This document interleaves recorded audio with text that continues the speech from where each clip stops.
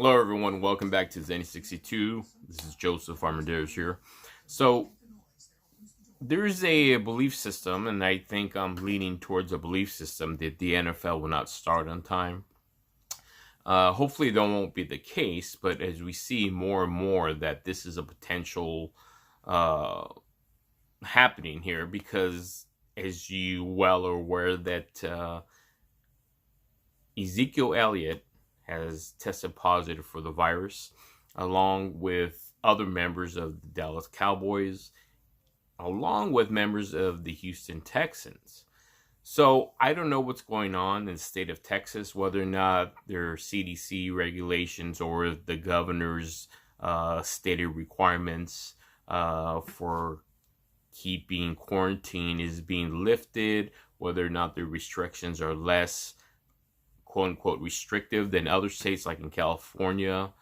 Um, so the problem arises is that, okay, so you have several players from the Dallas Cowboys, you have several players from the Texans that are being tested positive. How many of those people that were tested positive has spread that virus to someone else? Because by the time that they have tested positive and got their test results, they were already carrying the virus within inside themselves, not knowing they were positive, spreading it to somebody else. So that's where the domino effect is created.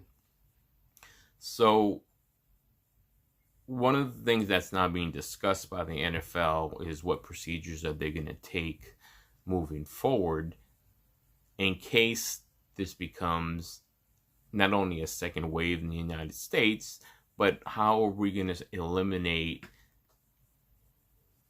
creating a domino effect within the league? Because there's no plan yet. Are they going to test every player every day?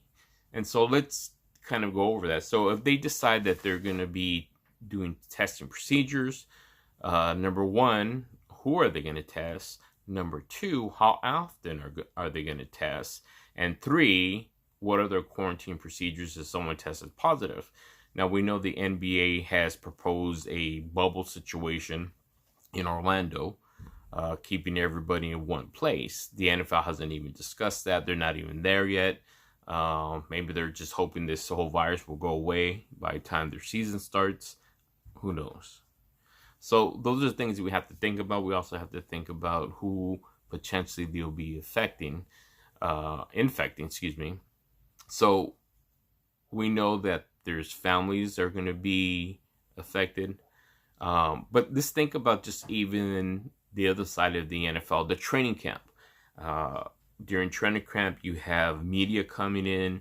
You have non-essential personnel there just for training camp that's not there throughout the rest of the season. You have minor workers that work during not only training camp, but throughout the season in practice situations, like hashtag mark, guys that kind of simulate hashtag markers, or maybe are holding different marker signs and things of that nature.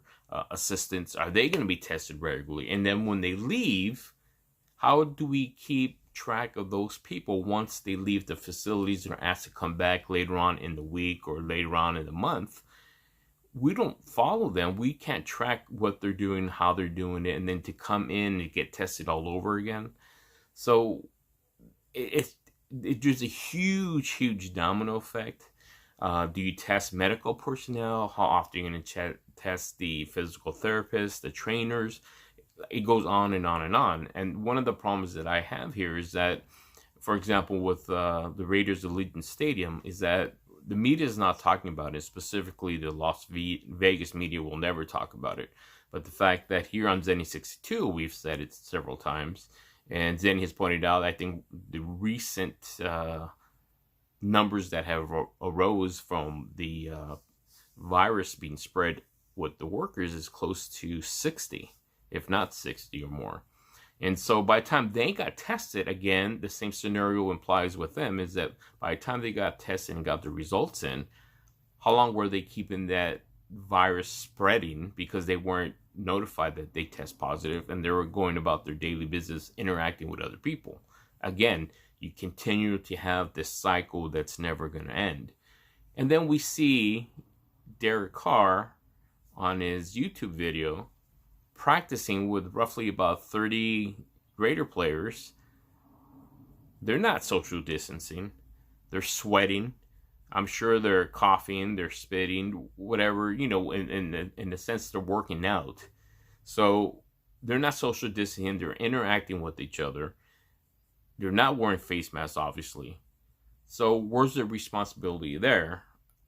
And what message is it sent to the rest of the NFL or the rest of the sports world that, hey, we have a pandemic going on in the world, but we're the exceptions to the rule because we're athletes, we're NFL players. We can interact with each other. Let me show you. There's 30 players out in a football field practicing, going through routes, going through different training situations. They're sweating, they're running, they're talking, they're high-fiving each other, they're patting themselves on the back. They're doing normal things that we do in training camp, but yet there is no safety procedures happening here. Because one of the things besides the virus being spread with your mouth through the droplets, it's also spread through sweat. So these guys are sweating up a storm, and if none of these guys that are practicing with Derek Carr have been tested, how do we know they're not infected and potentially infecting 30 players that are in that makeshift off-season workout with Derek Carr? So it just seems these people have this contention, or there's a certain amount of population in this society that believes this virus is not a big deal. It's not going to infect them. And it's just a made-up scenario to keep extra precautions. But as you can see, we have athletes who just got the virus. Ezekiel Elliott, who unfortunately his HIPAA regulations weren't followed because he revealed that he had the virus. But again, that's besides the point.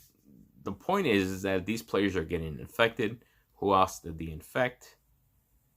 And so that's something we should consider.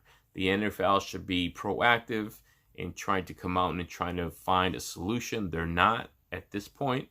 Whether or not they're doing it behind the scenes, who knows?